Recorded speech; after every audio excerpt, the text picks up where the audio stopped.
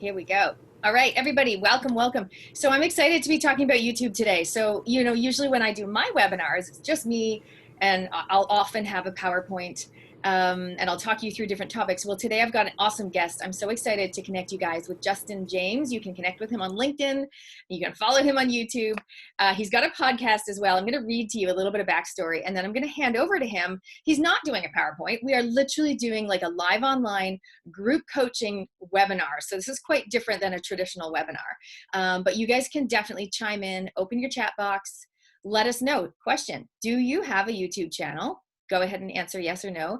And we'll go from there. So Justin James, let's talk about you. So Justin is the founder of Let Your Nerd Be Heard, such a cool name, where he's hired by entrepreneurs, coaches, authors, and speakers to take their offline expertise and build their authority, influence, and income using YouTube. Justin is also the host of Let Your Nerd Be Heard show, the creator of YouTube Impact Academy, an award-winning entrepreneur, an Amazon International best-selling author, and an international public speaker, and Microsoft Most Valuable Professional. Well, there you go. And father of child or possibly children. Welcome, Justin. And I know you're coming in from very hot Phoenix. How are you going? Welcome. I am coming in from very hot Phoenix. It's like 108 degrees or like 42 degrees for everyone else in the world that's not in the US. A tad bit hot. We're still in the middle of summer. Haven't quite hit fall yet. Oh my gosh, that's crazy. Hey, before we dive into the topic, do you want to give us a little bit more backstory? Like, how did you get so into YouTube? I know that's not all you do. You're actually quite a bit of a techie guy, and you help people run their online events, people that want to do multi-day online events. You're kind of like the go-to guy to set that up. But give us a little bit of backstory, and then we're going to dive into YouTube. Absolutely. So thank you for having me on the webinar with you. I really appreciate this opportunity to talk to you and all of your raving fans. So a bit of backstory, I actually got into YouTube through public speaking. So I was really looking at a way to branch out from what I was doing. And public speaking was the way I initially branched out. For about 20 years, I'd worked for a company where no one knew what I did at the company. We weren't supposed to talk about stuff outside the company. And so when I really started looking at growing my expertise, I had to figure out what was it. And public speaking really was what I was going to do. For about 4 or 5 years in the tech industry, I was going around to different conferences and given technical topics. I did about 20 to 25 conferences a year. Well, after a while, that travel got really old. And I got tired of traveling, and then it'd be these conferences that would have 8 to 10 sessions going at once. And so sometimes I'd pull in 100 people, sometimes I'd pull in only 10 people. Like, I want to reach a much bigger audience. I want to make a much bigger impact, and I don't want to travel as much. I've got a teenager that does sports. I want to be here more often to help with that. I have to see her more often, see my family more often. So I started thinking, how can I travel less and make a bigger impact? And YouTube ultimately was where it was really at. I can put a lot of that same content out right from my house, and I can reach a far wider audience. YouTube's got 2 billion active monthly users on it. Right now, that's a third of the world's population uses YouTube every single month. And so the breadth of people you can reach is huge. So I started looking at that avenue as that way to grow the authority, grow the influence, grow my income, and not grow my income through YouTube ads, which is what most people think when I say YouTube income. Growing the income by people seeing that authority and influence and wanting to come work with you. Going, I see what you're doing. I want to be part of your tribe. What courses do you have? Can we work one-on-one? Or I've got a summit coming up, or I have a podcast. Would you like to be a guest on those? Or having people like Kimberly Hopscheid, who introduced me and Natalie together as a potential to have some kind of a joint venture conversation, which is how I ended up on this webinar, all because I put myself out on YouTube and they started seeing the stuff that I was doing and going, this would be great for my audience. And please come and talk to us about it. Yeah, I'm so glad you mentioned that. I think for a lot of the people that are watching live or watching the replay, like I met you, we were both speakers on a summit, an online summit that Kimberly ran, and I watched your session, just as an attendee. And then during that session, you made an offer where people could book a call with you to find out more about you and your business and YouTube. So I booked a call with you, and then I was like, oh my gosh, my audience can benefit from YouTube. I'm not a YouTube expert, as you'll see when we go and look at my YouTube channel.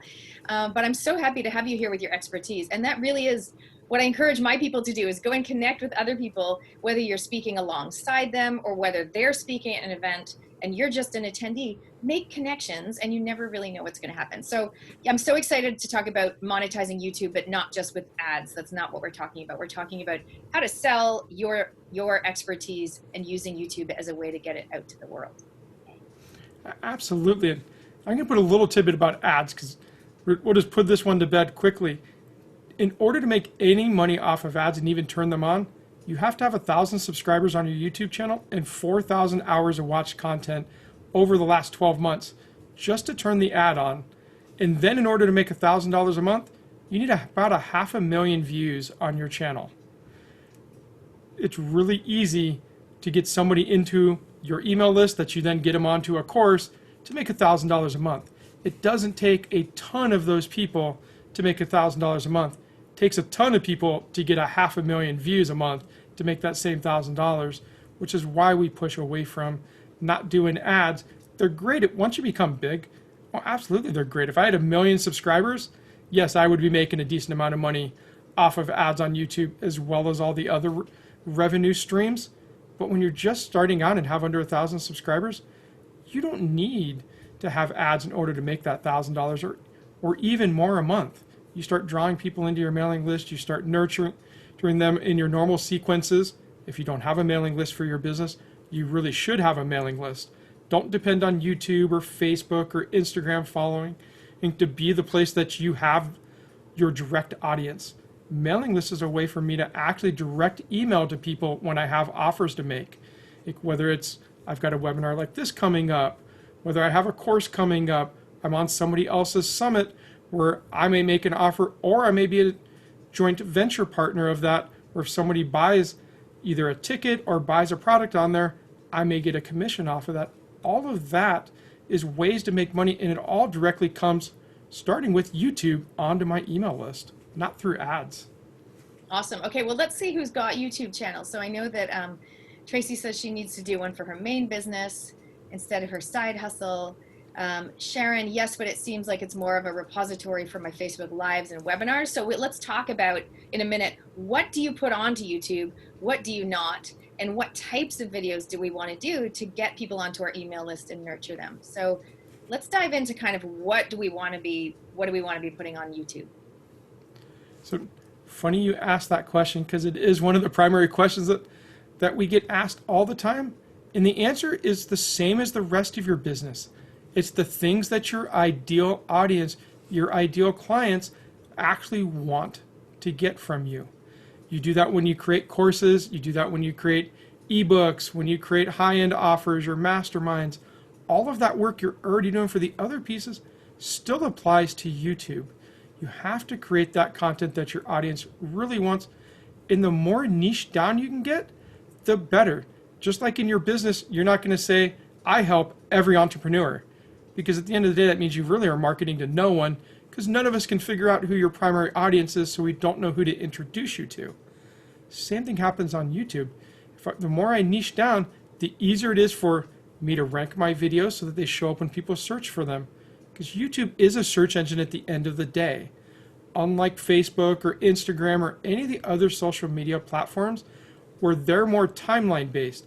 If I catch it at that exact moment in the timeline, I'm going to be able to see it. If I try to go back and watch it later on, even the content you created for yourself, you're probably going to have trouble finding that content on Facebook, on Instagram, where in YouTube, I can go type it in the search bar and I can find that content, and so can everyone else. That's the whole goal, is to get those videos ranked up. So when people search for content that is what you produce, that it actually shows up in the top of that search engine. And there's several tools that you can use. The easiest one is the YouTube search bar itself. So mind if I actually share my screen, Natalie? I got a thumbs up from Emerson. Let's share a picture of YouTube. Natalie, can you let me know if you can see the YouTube channel I'm sharing? Yes. Perfect. So I pulled up my channel, but we'll go through my channel in a bit, and I want to show you some stuff on that. But first, I want to show you the actual search engine here. Look what happens as I start typing in. I typed how to, it starts auto-filling pieces in here. These are things that people are actually searching for. So as I get more clear in my search engine, we always love for whatever reason, my company, we always pick on food, and scrambled eggs always seems to be the example we pick on. So if I say how to scramble eggs, if I can spell scramble right, scramble, there we go. So you can start to see, I get how to scramble eggs. I have no clue what the second one is. But let's put the word egg in here. And now you'll see how it actually fills in. So how to scramble eggs, how to scramble in the microwave with cheese inside the shell. So these are ranked top to bottom. These are the things that people are most searching for. So right away we can start looking at what items should I pick in here. So if I was doing a cooking channel and wanted to do scrambled eggs, I've got about 10 ideas that I could pick right away that I know people are actually searching for. So if I pick in the microwave, let's see what the search results look like. So you can see the top one here, how to make scrambled eggs in the microwave, has 1.3 million views.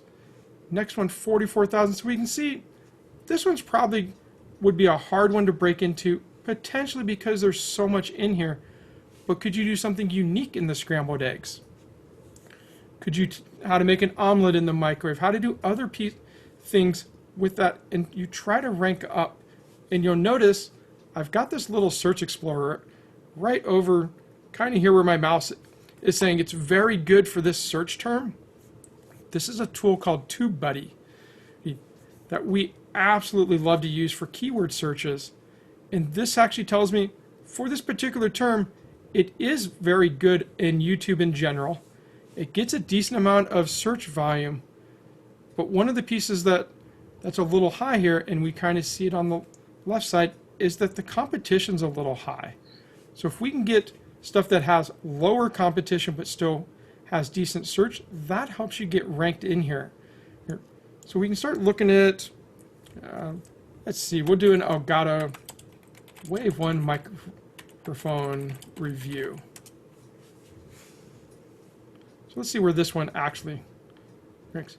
So you can see this one's at 40 out of 100. I could keep playing with this and actually have a search term in my backlog of things to do, where you can talk about, like if this was something I was creating, you can talk about what is something more detailed, like best budget mic for YouTube is actually ranks way better. So we start playing with these search terms and we can figure out what are people looking for. Even in this one, I can see people want to compare these two mics, want to see how do you actually set it up, want to look at can you sing through it, what kind of boom arm, so you get on an adjustable arm for it, are available. So those are things I could create videos on, and once you start ranking for those videos, that's how you start getting the most traffic in there. And that's the whole goal, is to get your videos ranked up and get traffic through YouTube. Less through you promoting, more through YouTube promoting your videos. Whether it's through this particular search, or if I pick a video, I'll just pick this one. And so you can see if I scroll down a little bit past, here's a bunch of other videos YouTube is recommending. As you get ranked higher in the search engine by creating content that people want to see, then they start recommending your channel in here as well. And that's how ultimately you get the most views on YouTube, and you grow your authority, you grow your influence by showing up in those spots for things that people are looking for in your market. I love how you clarified that, because when you said, what does your ideal client really want? I was thinking, of course, start with them, chat with them, you know what they want. But you're thinking, what is YouTube, like what are people demanding, you know, on YouTube? So that's perfect. So in the attendees today, we've got wellness, specifically chronic illness. We've got parenting, kids eating healthy food. These are the niches that some of the ladies on the call live here today are in. So is that something they can go and search, like parenting? And I noticed a lot of your videos started with how to or why. Is that's intentional as well? That was intentional for our channel because we're a YouTube channel itself, where we're teaching people how do they grow their authority, influence, how do they use YouTube. So a lot of our particular audience likes the how do you do something, how to use something, a review of something. That's what our audience wants to see for the most part, because we're helping them grow their YouTube channels. So a lot of times we'll get like, how do you actually create a banner in YouTube? Maybe what makes a good banner?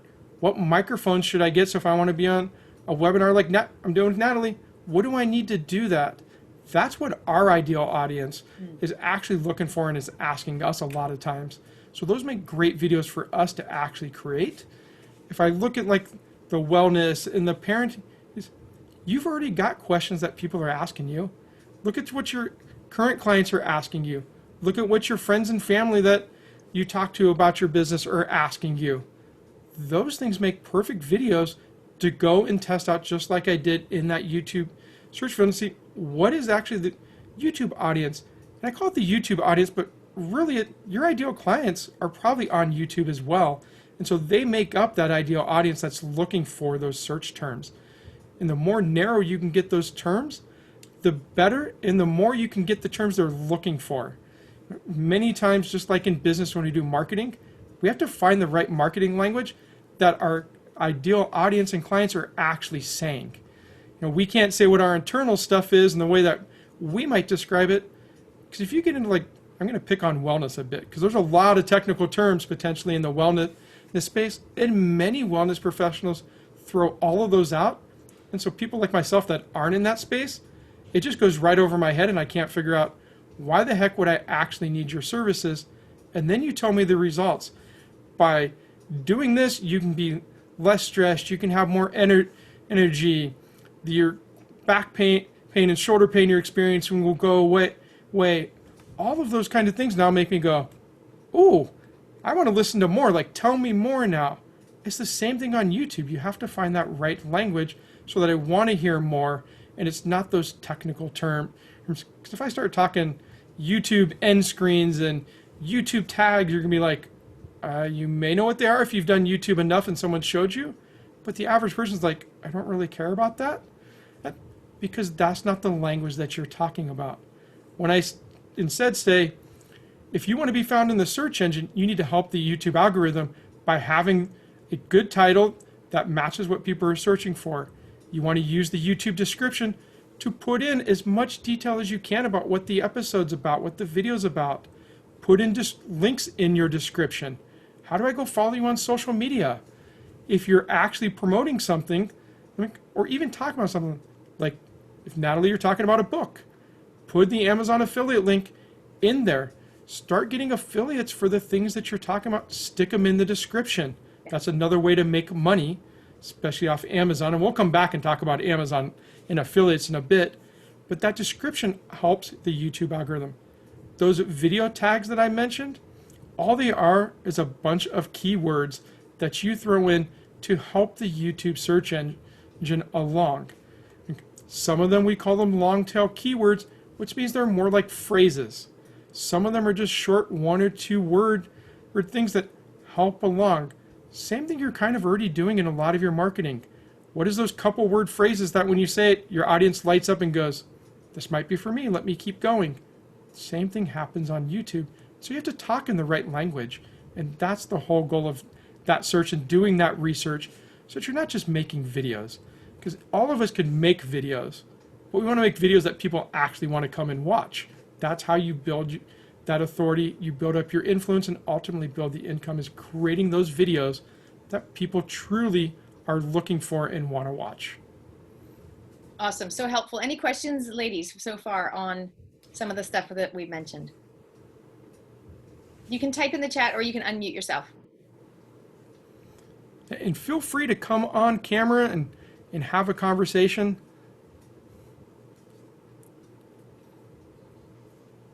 I know that you mentioned about making the cover photos. Well, I just did that this morning, actually, because I recorded a brand new welcome for my Amplify membership with my new hair color, and I wanted to make it more current. And then I thought of what Justin had already taught me, and he said it just looks way better if you have a proper image. So I went onto Canva, I chose the correct size, actually duplicated something I already had and tweaked it.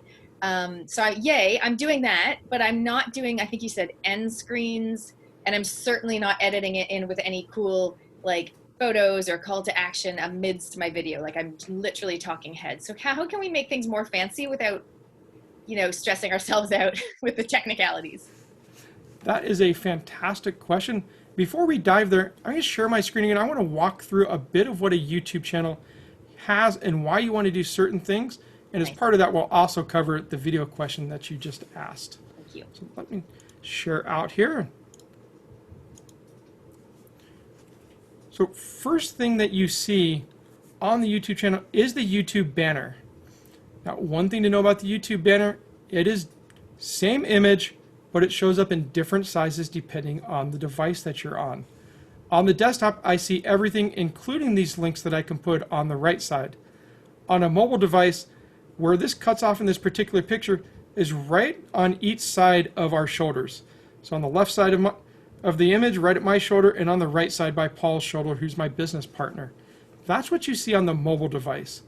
On a TV, you see a giant image that's going to be almost the size of this screen. In our particular one, you literally see a little bit more of our shoulders, and then it's just a black area around it. The majority of people do still tend to watch on a mobile device. So you want to have all of your content in that center piece. And then you want to say what your channel is and what it's about.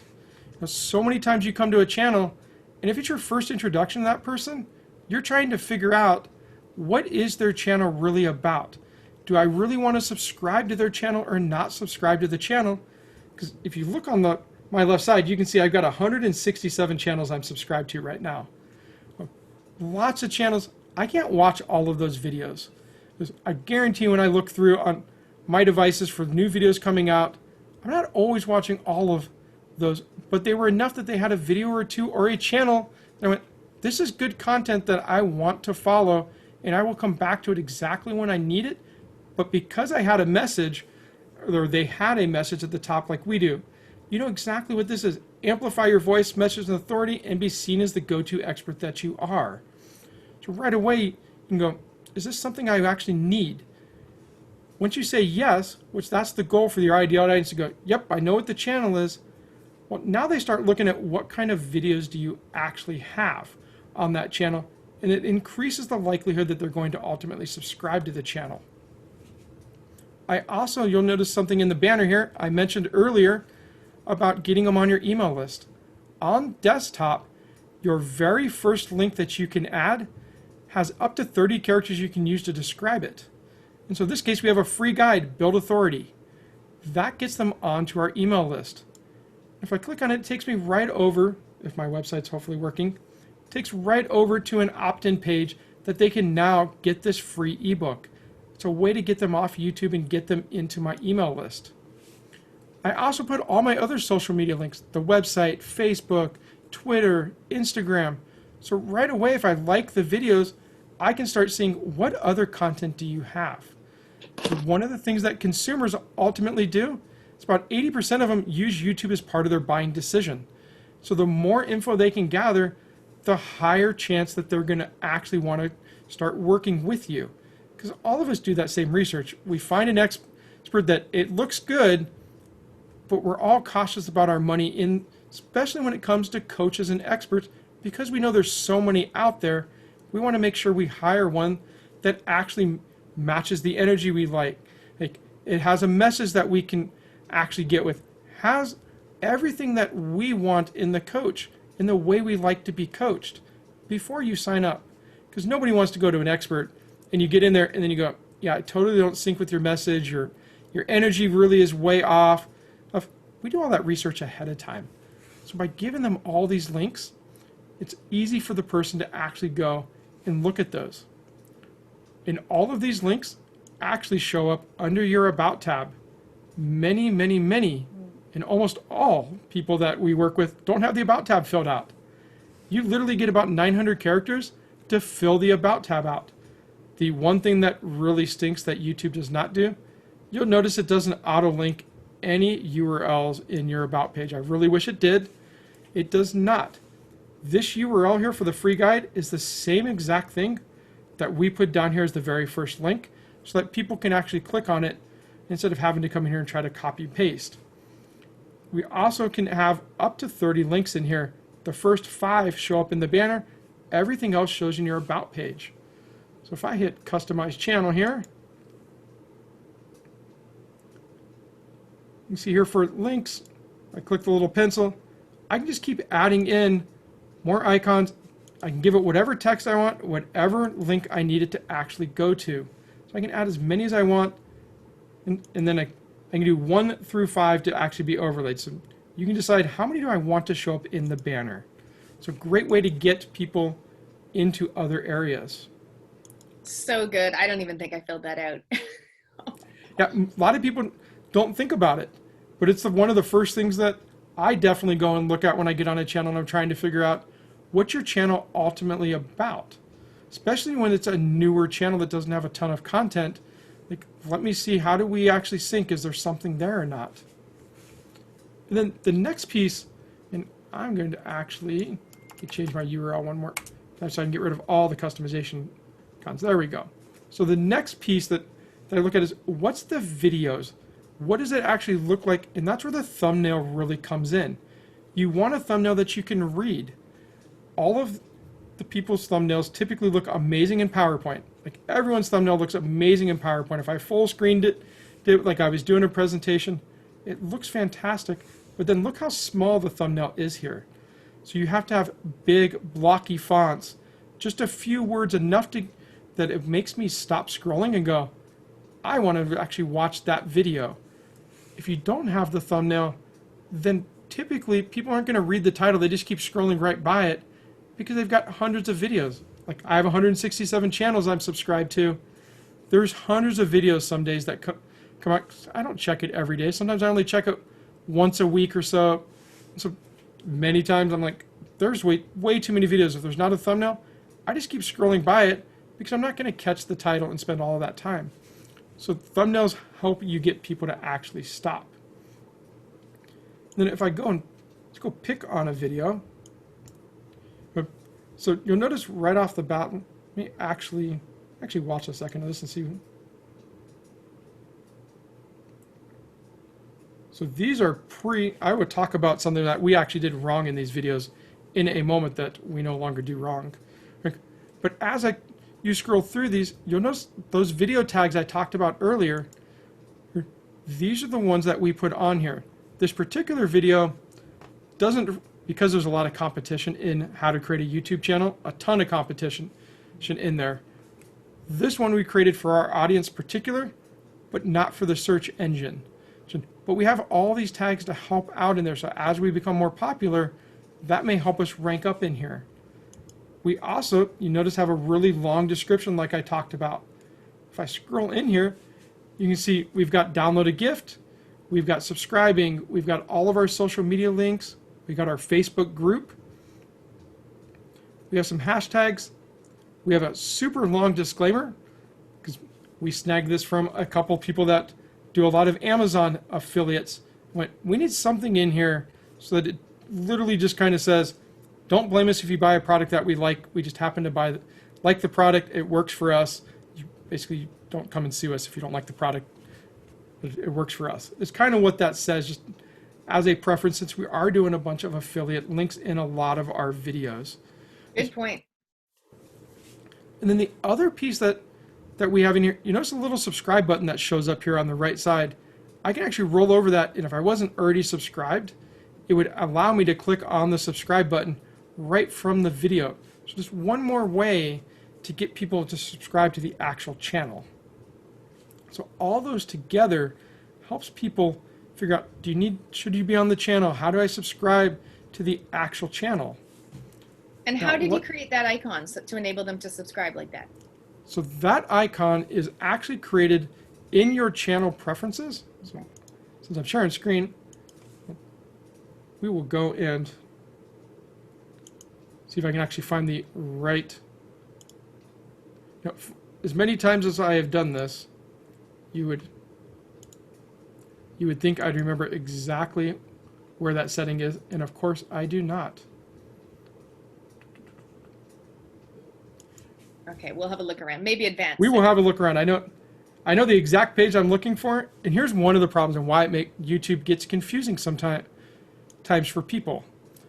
YouTube has so many places where it has a button that says settings, and it takes you to totally different looking screens that doesn't have the setting you're looking for because you clicked on settings when you're within a video, or you clicked on settings on the home page, or you clicked on settings under the YouTube studio. I really wish they would combine all their settings back together because they are so spread out that, as you saw, it makes it a little confusing sometimes to go, I know exactly the page I'm looking for. Where the heck is that actual page at? But that particular icon, that's called your branding watermark. And so when you're in the YouTube settings, there is a spot where you can set your channel defaults. Okay. And that one's just a small little branding watermark. And you can tell it when do you want it to show up on the video. We typically have it show up about 20 seconds into the video because that normally gets you past your actual branded intro. Because last thing you want is a really nice animated intro for your brand with a subscribe icon showing up in the right-hand corner. So 20 seconds in, because your intro should only be about 12 seconds. And that's the branded intro. The ones where you have images flashing on the screen, your logo is going to come up at some point, you have some music behind it. That's about 12 seconds, 10 to 12. After that, you can have the subscribe actually start to come up. And that 20-second mark gets you enough into the content that it doesn't feel awkward that all of a sudden a little subscribe icon came up. And we made that particular icon. So you can go into Canva or any other program, make that icon, and stick it up, upload it, and it'll magically show up there, and YouTube takes care of that overlay you saw with the subscribe button. That was all YouTube doing that, which the image is actually there. So let's swing back and talk about, you mentioned thumbnails a bit. And so we talked about the banners, we talked a bit about thumbnails in here, and I mentioned we did something wrong on our videos. So when we started, we went right into content typically. Typically it went, first 12 seconds was your branded intro, and then we went right into content. Well, because we were doing more podcast long-form content, 30, 40-minute videos, what we've discovered, really you need to hook your audience in a little bit more. Even though you're trying to hook them in, you're not typically starting off right away where you're going, welcome to the show, we're going to talk about this today, and then you're giving the 3 points. There's a little bit of banter. Like today we had that a bit. Natalie talked about how we met, and then we got a bit into more of the meat of the content. Well, if we hook them in, have you ever had, or have you ever wanted to create a YouTube channel? Today we're going to walk you through the 3 things that you need to know in order to create a YouTube channel. Like right away, if I hook that in at the first 10, 20 seconds, now you know what we're going to cover. And if that's what you want to hear about, you're going to stay through all of those. You know there's going to be 3 things you need to know coming up. So you're not wondering after the second, is there anything more good to come? You know, if you like the first one, you like the second one, you're going to stay for the third one. And so now we do a hook, then we do that intro, then we do an audience intro where you always introduce yourself. We call this our hack formula. It's the hook, then it's the audience intro, then it's your content, and then it's the most important thing that everybody tends to forget when they make video content. You need to have a call to action. If you don't have any calls to action at the end, people literally just leave the channel because they don't know what to do next. And it's one call to action. It's not a, please subscribe to my channel, come download my ebook, please sign up for my course, please go to my mastermind, please go to my Facebook group. And then you're going, what was that first one again? And then you don't do anything. It's one, and you can change it per video. You can throw in the subscribe one in the middle. Hey, if you're getting value out of this video, click the subscribe button down below. That doesn't feel awkward to throw that in the middle. And then the end, you leave it for we have a free ebook that goes along with this video that you can download, the description or the links in the description. So that people know, and you can, just like you're doing framing when you're doing a talk on stage, if you stay to the end, we're going to have a great freebie for you. Like you mentioned that a few times. People want to stay. They don't want to miss out on the freebie. So you let them know. Just don't spring it on them. Because the average person, no matter how short your video is on YouTube, the average person does not watch a video all the way till the end on YouTube. For whatever reason, it's somewhere in the 50 to 75% range, no matter if your video is 3 minutes or if your video is an hour. And no matter how valuable the video is, for whatever reason, that seems to be kind of the industry kind of standard. And there's totally outliers. All of us have watched videos where we've watched them to the end because the value was so great, but the average person doesn't do that. But if you start prepping in and start doing that framing of something's going to come up we're going to offer, then they want to stay to the end to see what it is that you're going to offer. And then you make that offer at the end. Whether in every video can be different. Some may be an ebook to get them on your email list. Some of them may just be content for your existing subscribers, and really it's kind of a thanks for subscribing, kind of a thing, and you send them off to the next video. Some may be a program you've got coming up. Some could be a live like we're doing right now that at some point in time I imagine is going to end up on YouTube as well as a replay for the replay side of it. And so we're going to have an actual freebie at the end of this. I'm actually going to give you a 5 ways to build your authority on YouTube ebook that you can download for free. Great. And we'll give the link at the end. So having that call to action is vital to get them on that video or to get them on your email list. Get them to take that next step, whatever that next step is. Go buy the book on Amazon. Go subscribe to my email list. Whatever your next step you want them to take, you have to tell them, because they'll never figure out what it is you want to do if you don't tell them. I love that you highlight that. Everyone that knows me knows I love a good call to action. And so before you click record, before you guys do your video, it's like, hang on a second. What is my goal? Like, what is my goal? And that will dictate what your call to action is. Like if your goal is growing my email list, then you're going to want a call to action about your email list. If your goal is you've got a program coming up, even though it's not evergreen, you can mention your program and you could say, otherwise, I do run this 3 times a year. So jump on the list. But I agree with you totally. One clear call to action. Yes. One clear call. And you mentioned something that's really key. Before you click record, I'm betting most of your audience kind of has a bit of fear of the camera, because most people do. It's the, what do I say when I turn the camera on? How do I sound like the expert that I am? I tend to ramble on. Here's the easy way to solve this.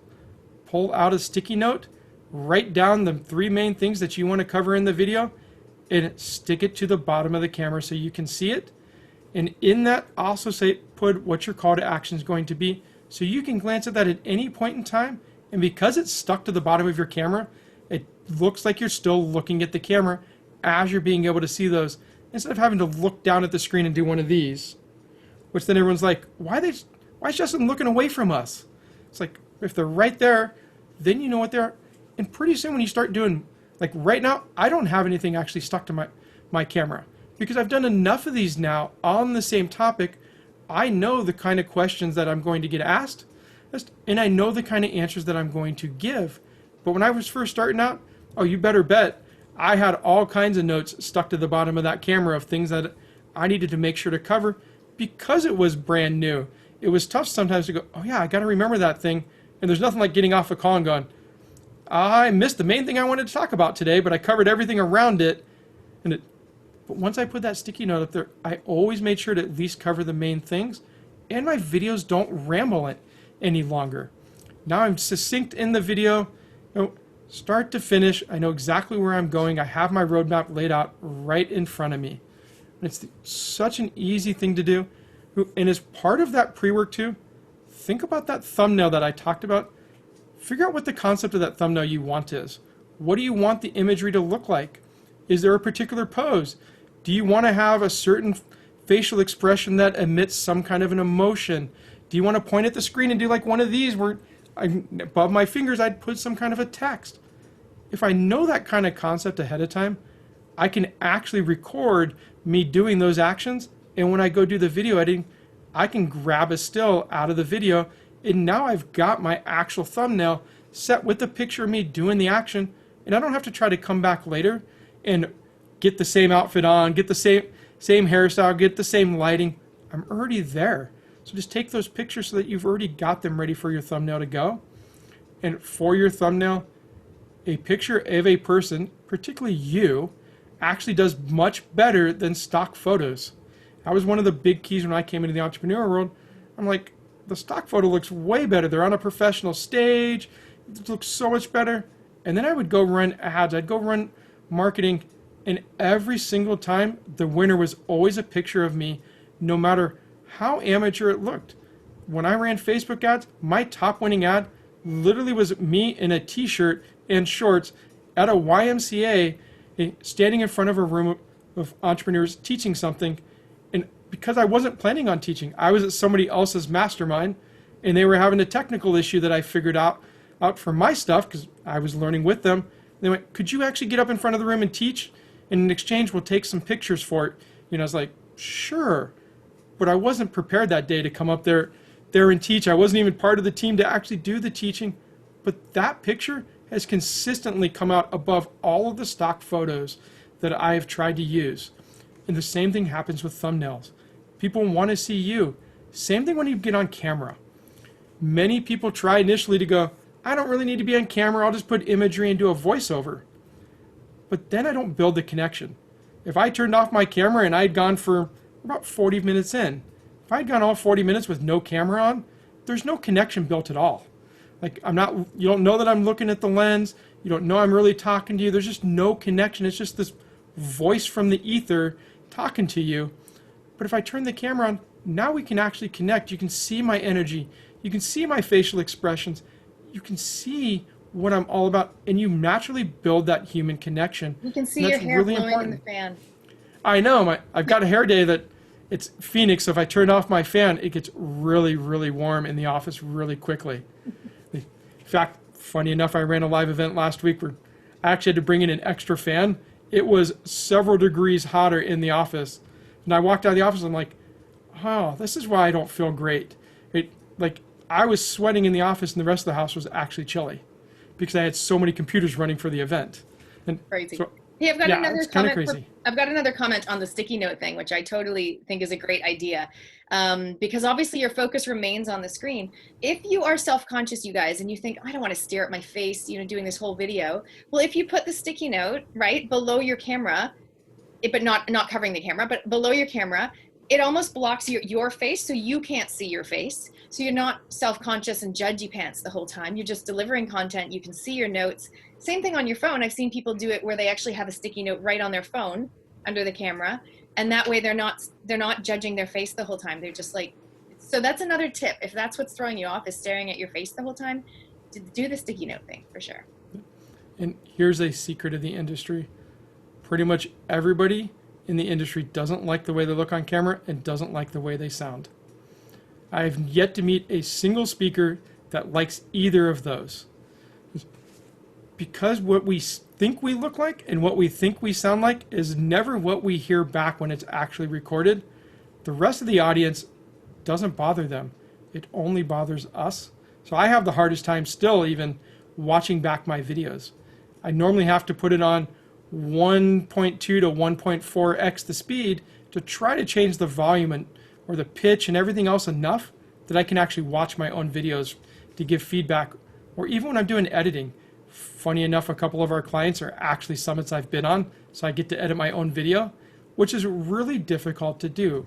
Even in my own business, typically one of the other people on my team will edit our videos so that we're not trying to do it because we are the most critical. I don't like the way that lighting looked. I don't like the way I sounded today. I don't like the way my hair is blowing in the wind to like, all of you are like, it doesn't bother me. But we're always the most critical. We're also the most critical when we miss something we want to talk about. We go, I totally meant to talk about that. Guess what? You're the only one that actually knew. The audience doesn't know unless I go, I missed that one. Okay. Like if I do a facial reaction or some reaction, now you know something's up. Now you know I missed something potentially. If I just keep going, you have no clue that I meant to talk about something else. I meant to mention something that I didn't mention. Only you know if I let you know that I missed it. So just keep going and you're going to do just fine with your content because you have the expertise. You've done all the training. You've done all the stuff you need to work with clients. You have the expertise and it's just sharing that with the world, and you will get better the more videos that you actually make. The first video you're going to look back on a year, 2 years from now, you'll be like, that was not great compared to what I'm doing now.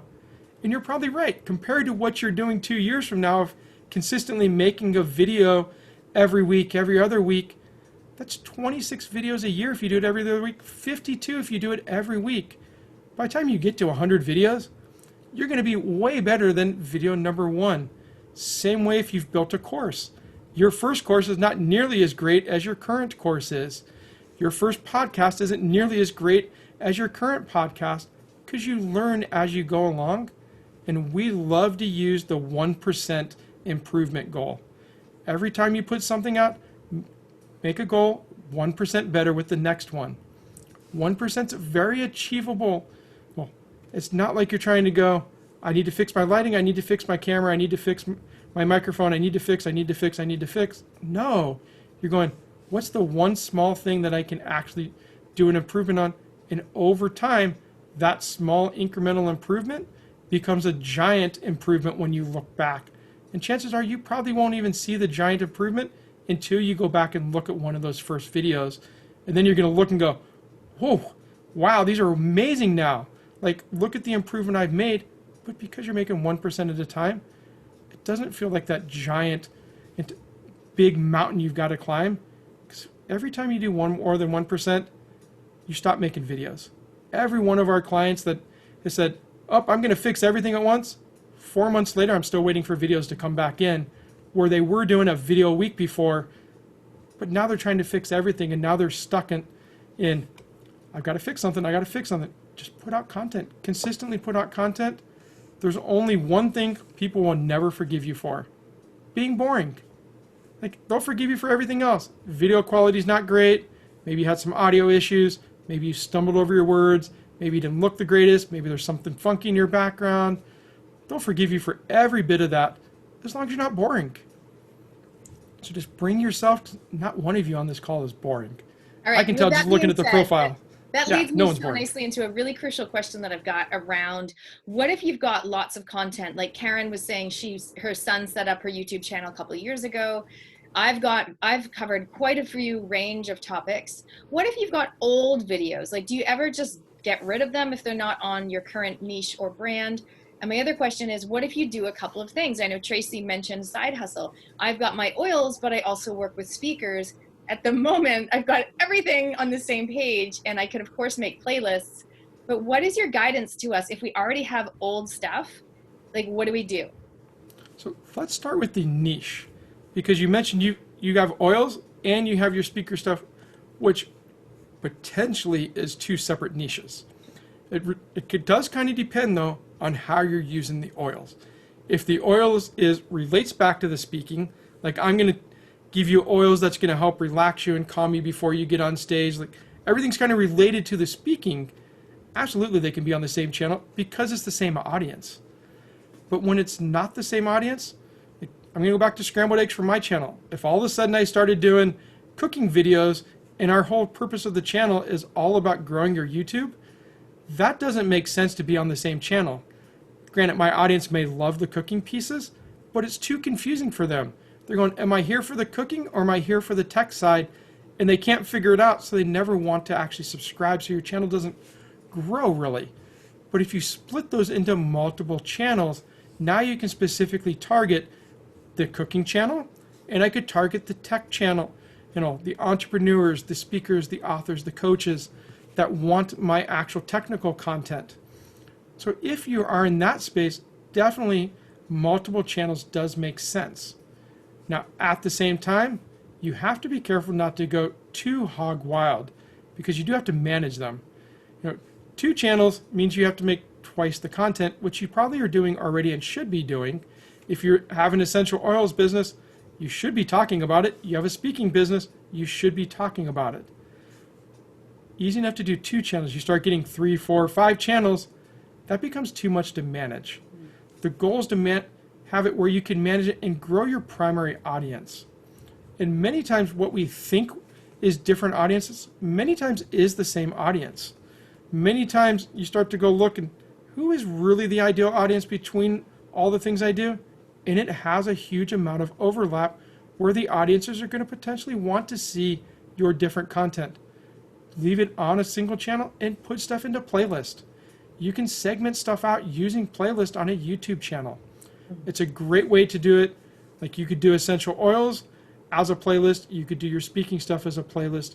And you could create a playlist where you combine the 2 together for the ones that make sense for like a speaker if you had stuff on essential oils about how to get on the stage, essential oils to use before you get on the stage to calm yourself down or give you the energy, or anything that would help a speaker out, you could absolutely create a playlist where you put some of the speaking videos in, like how do you prep for the stage, and one of them is an essential oils. Because the goal of a playlist to some extent is binge watching. Give me a video that naturally should come next that I would potentially want to watch so that you keep me on your channel. So all that together makes it so you can do one channel, or depending on if your audience is separate, you want to do separate channels. So it's a bit of a depends answer at the end of the day with a little bit of guidance. I will warn you as well that once you get above 2 channels for the year, you need to verify each of your channels so that you can put in longer content, you can do the custom thumbnails. In order to verify, you have to have them send you a text message. They only allow 1 phone number to get 2 new channels per year. And so once you get more than 2, now you're going to family members going, I'm going to put your phone number down so you can get the text message. It's totally doable. I have no clue what they honestly use that phone number for other than verification. It doesn't show up anywhere in their settings. I've never seen a spot to ever change the phone number. They literally just use it to make sure that you're a human and not an automated bot creating a whole bunch of bogus channels. But they do limit it down to 2 per year. I think that's fine. I don't think we necessarily want to do more unless our kids are starting YouTube channels. And does anyone have any questions specifically on their own channel? I know that we've got people doing amazing things. Jacqueline is from Your Parent Journey, and Tracy works with, correct me if I'm wrong, Tracy, fathers who are newly separated, and help them stand on their own feet, or stay on their feet, or something like that, which is so cool and very niche in the parenting. She's like newly separated dads, so that's amazing. Nikki's here. She works with helping people with their breathing. So we've got everyone. I think that some of you guys, it's pretty clear what your niche is. You don't have that problem, but there might be some like me that do multiple things. And even though there is overlap, it's like maybe I should separate them. Karen, do you have a question about your channel? Bridget's all about gut health. So we do have quite a bit of health and wellness here today. Can we talk a little bit about end screens? You talked about call to action before, how you can edit, people can add like a call to action in like a pop-up or something in their video. Absolutely. So YouTube has a feature called the end screen. It's available in the last 20 seconds of your video. And they give you a few options that they can overlay on top of your video. You can have your channel image come up with, just like we had the little icon in the lower right that had the subscribe button. You can actually get your channel image comes up, and when you roll over it, it gives you a subscribe button. You could put in videos that you recommend. So we typically do, what is the last one uploaded? If it is the very last one uploaded, YouTube's good enough to actually pick a different video, so it doesn't tell you watch the same one again. And then the other one that we pick is what is best for the viewer. So we let YouTube look at our channel and pick the video that it thinks is best. So let me actually grab an end screen and I will show you what that looks like here.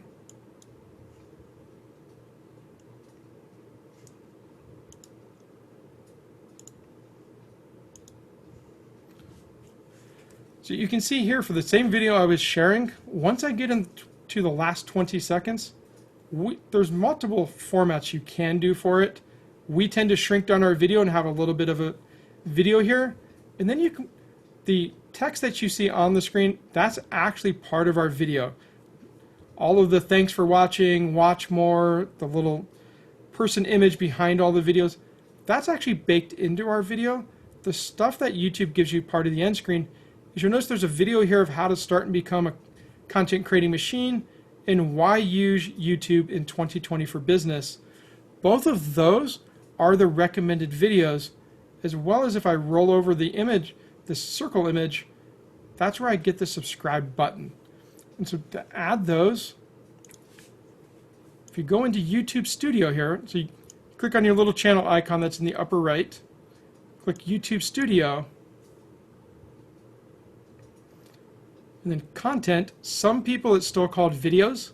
I've been noticing YouTube's been changing their layout to say content instead of videos. It takes you to the same exact spot still.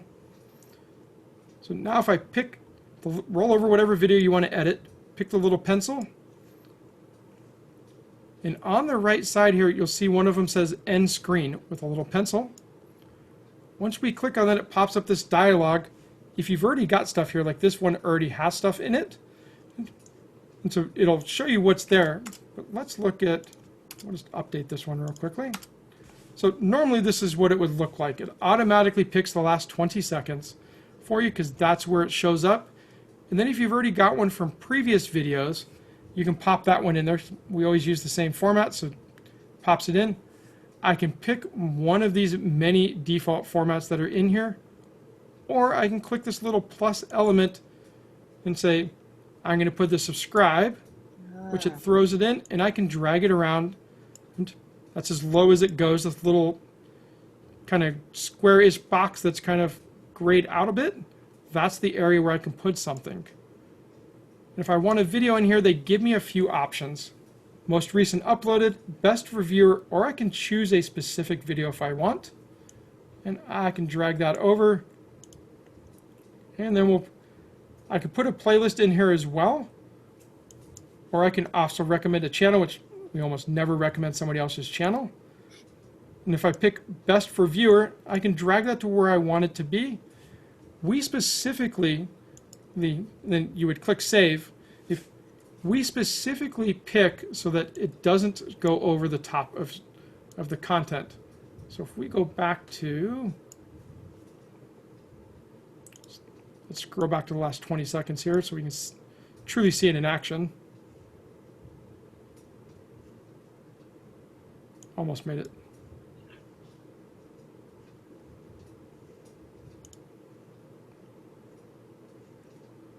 There we go. So shows up a few seconds late for this particular. There we go. So you have to specifically know you're going to do this end screen and figure out how do I fit my content around it. So that's why we shrink it down, because if this was still full screened, the content's going to stick on top of the main window. The other way to do this is to put like a 20-second outro that just has some music on it and have the same kind of thing going. But the key is these buttons. Now that they're up here, I'm going to go, oh, let me go maybe check out this video. And as well, you'll notice if I get to the very end here, go once, go backwards a little. There we go. So let's play this and let's see what shows up at the very end.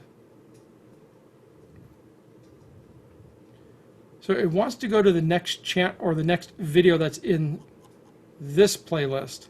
This for me, but what it doesn't do is I hit cancel, so I got this panel.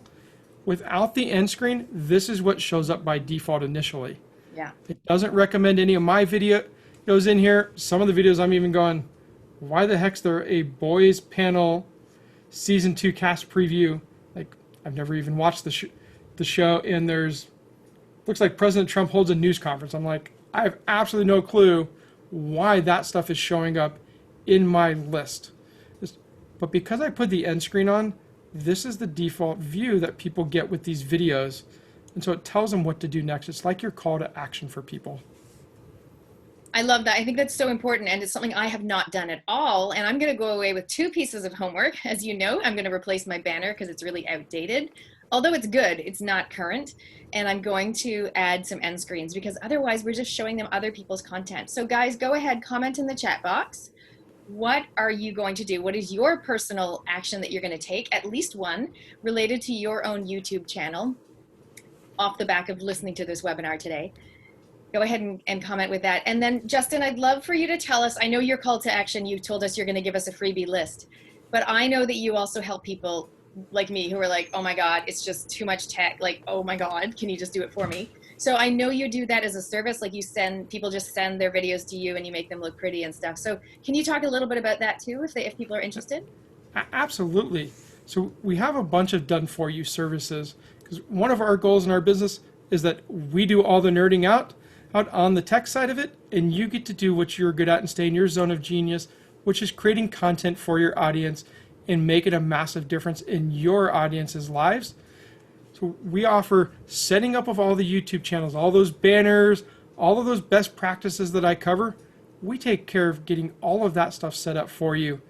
We take care of doing all the video editing So you literally record on your phone, record on your computer, whatever device you're recording on. You send us that video. We're going to put the right intro, the right outro on it, get all of that end screen, get all the optimizations in there for the channel tags, publish it out. So you don't have to worry about any of that piece of it.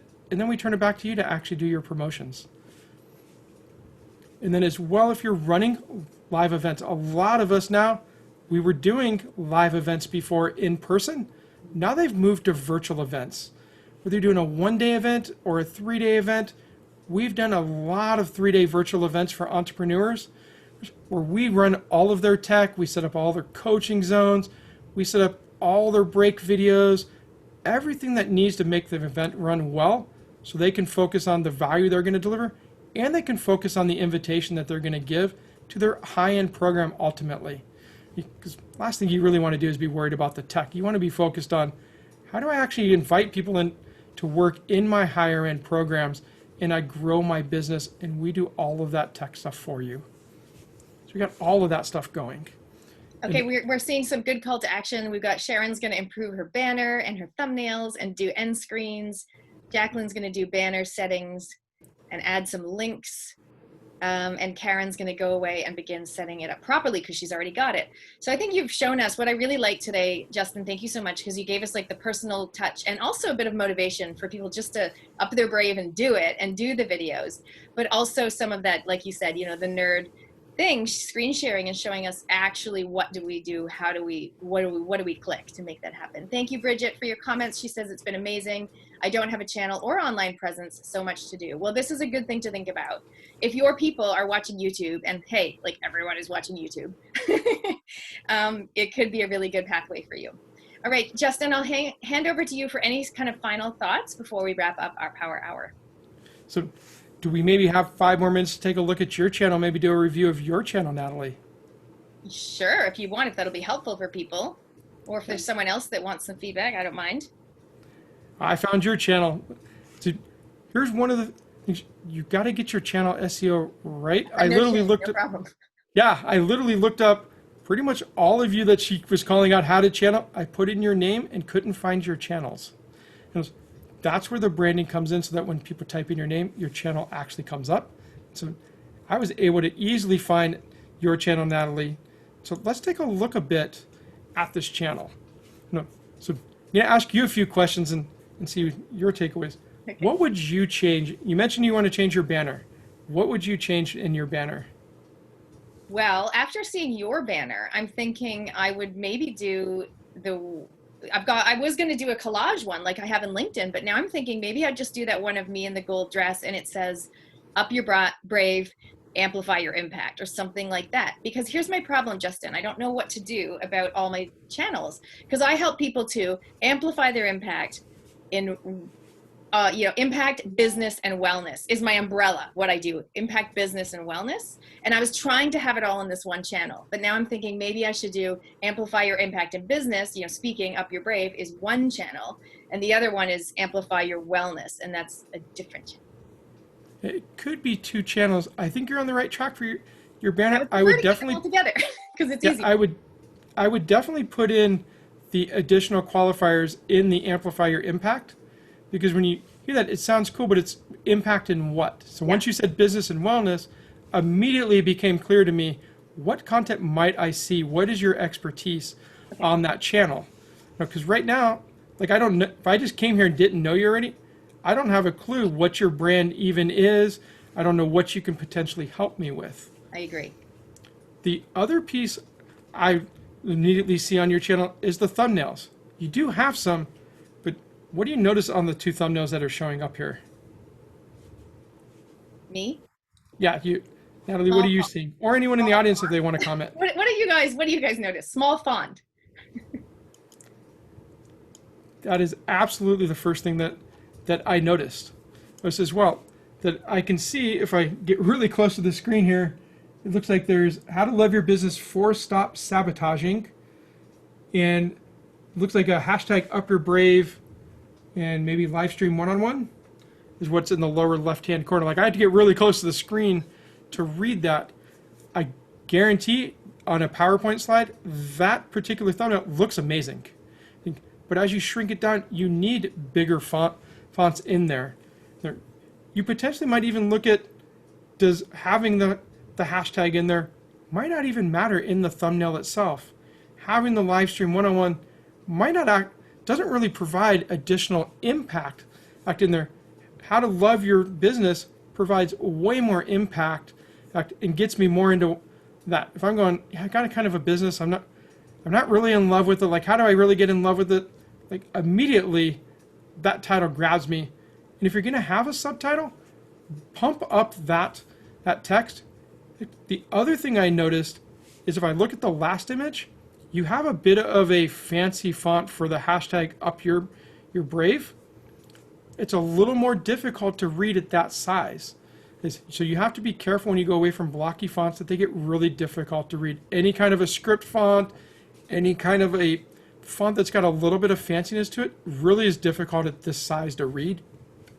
And so I would look at pump the font size up as big as you can get it without it being super obnoxious. Like, you don't want it across your images, but pump up that image a decent amount. And that'll actually make it so it pops a bit more. Because when I go over here and click on videos, you want all of those to pop out so immediately I can see what is that actual video about, and I can get right to knowing, yep, I want to watch that one, or I don't want to watch that one. And you'll notice all these ones you don't have a thumbnail on, like I have to actually stop and read the title. Like, I'm trying not to divert my attention away from the audience right now, but in order to actually see these ones, I actually have to spend time to read what's going on. It just doesn't catch me right away. Like, I had no clue that this one was oils for emotional wellness, and I stopped just now and read it.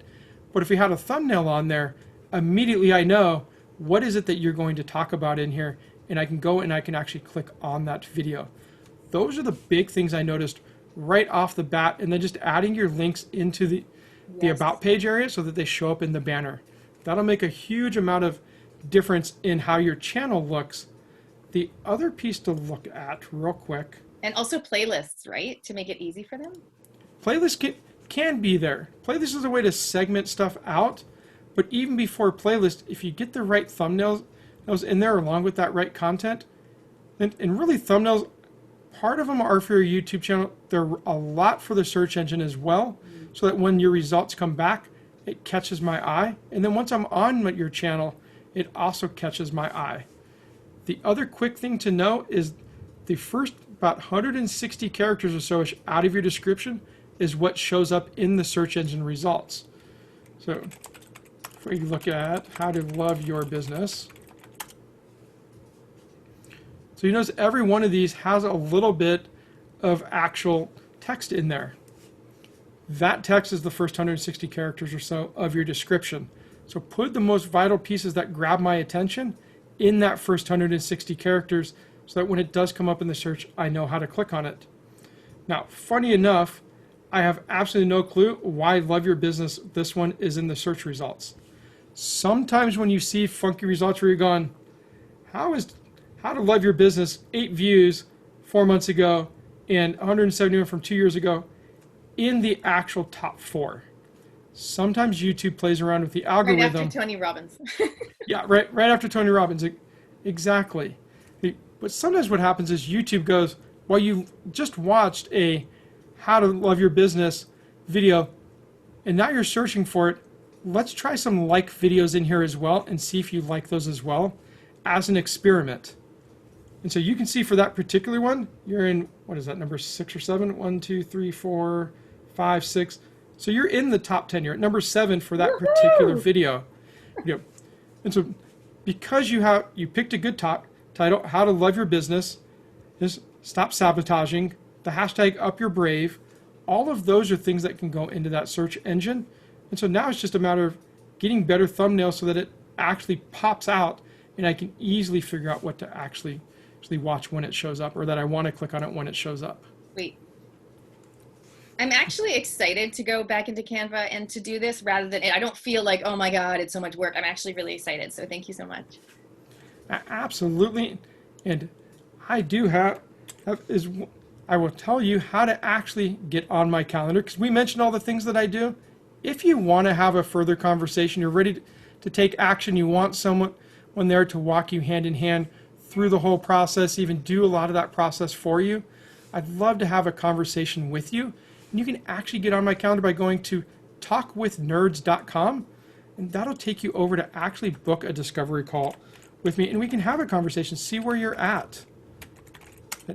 And as well, I also have a freebie. You want to get that 5 ways to build your authority on YouTube? I told you I was going to give you a free book. Look, all of you should book that discovery call. But if you don't, I'm still going to give you a free book because I still love you and I still love your audience. Thank you. I'm going to throw that in the chat.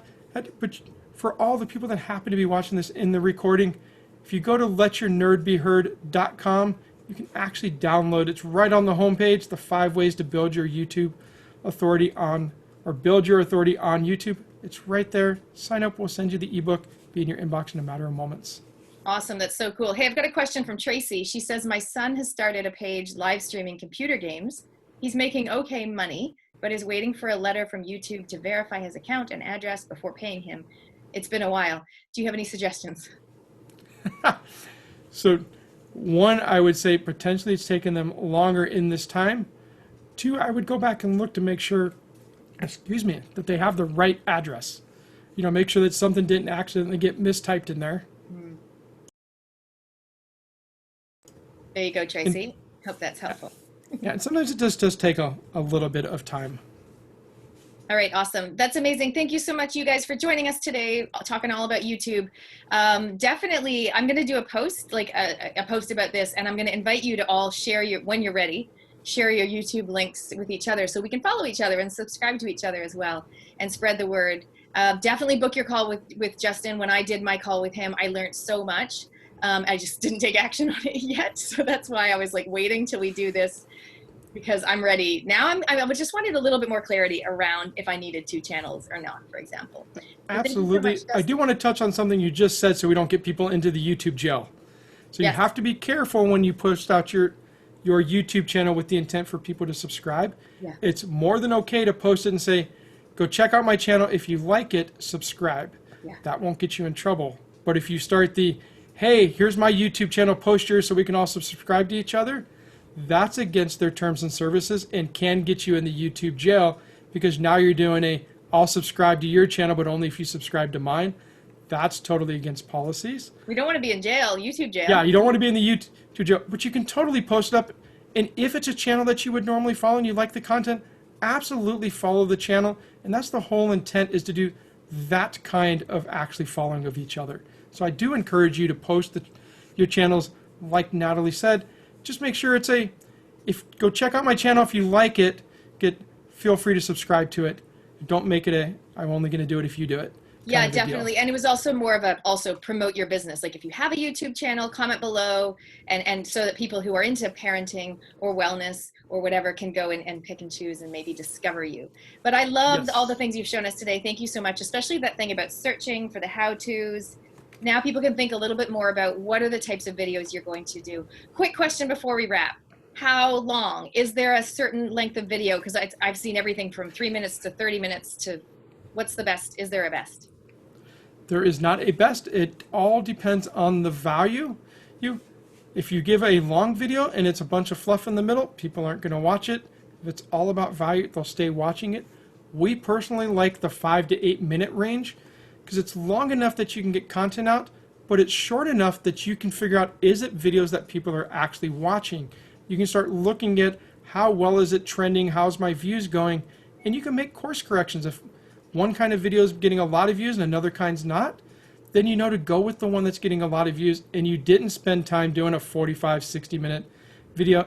And as well, if people aren't watching the whole video, like I mentioned earlier, a lot of people don't, you don't really know if your metrics say 17 minutes into a 40-minute video is with the average length of time. Well, was it that particular content that wasn't good? You don't really know, and you have no clue for all the content after that 17 to 40. Is it good content or not, because the average person's not watching it? And so it doesn't give you enough ability to make those course corrections. So 5 to 8 minutes gives enough value and allows you to easily make course corrections into videos that are getting the views. Love it. And it also forces you to get into the content and not have too much waffle. Hey, quick question from Tracy. How much is the discovery call? Is it free to book that call with you? It is 45 minutes of your time to hang out with Zoom on me.